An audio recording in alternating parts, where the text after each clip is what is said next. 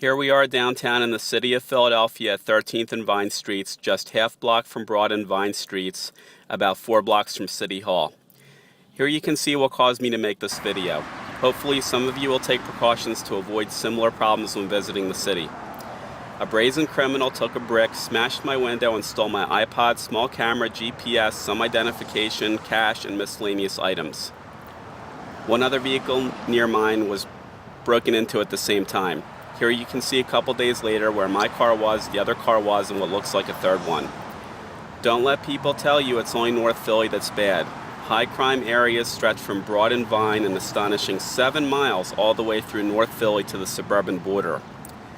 This is a strip only half block off of Broad Street south of the university and only blocks north of City Hall. Vehicle, residential, and office break-ins, muggings, shootings, and general harassment from vast numbers of ex-cons, derelicts, homeless, and drug dealers make it difficult to conduct any legitimate business here. Here on 13th near Vine, they congregate in large numbers ready to pounce on anybody who walks by, and they circulate through nearby streets looking for easy robbery targets. They operate with near total impunity here, especially at night when police patrols seem to disappear. No money can be collected from derelicts, so the city leaves them alone to create problems for hardworking Philadelphians. Nobody heard or saw the thief smashing 2 car windows, but don't think the city isn't watching. Overstay your parking meter by a minute and you'll get immediately ticketed or towed. Park a millimeter past the no parking sign and you'll get towed. A red light camera a half block away from the spot will ticket you if you're a second late getting through the red light. Security is up to you. Park in a well-lit, busy area.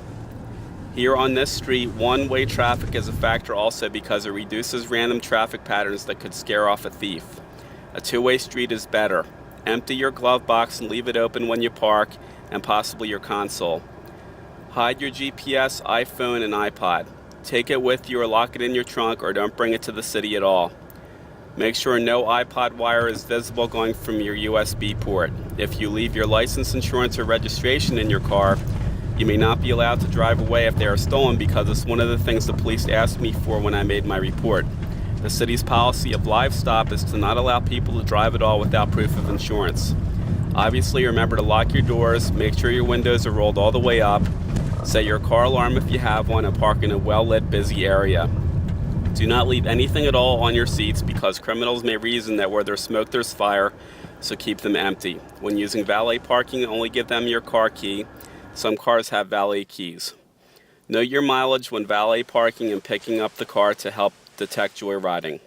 Don't hand valets your entire key set with your house keys. Also, use your emergency brake to help prevent thieves from rolling your car.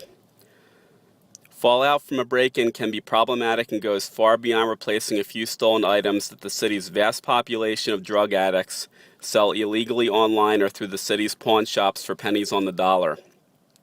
Here's just one thing: because my E-ZPass was not affixed at the top of my rental car windshield while my car was in the shop, I may have to pay small fines because it's difficult to contest E-ZPass through the car rental company months afterward. I have to worry about possible identity theft because some documents and business cards were stolen.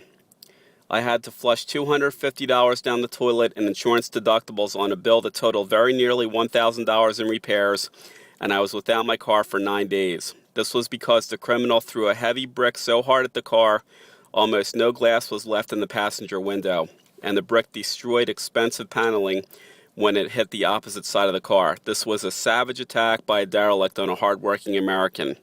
I work 60 hours a week. The city has chosen to allow derelicts and ex-cons to roam the city and victimize its hardworking population with total impunity.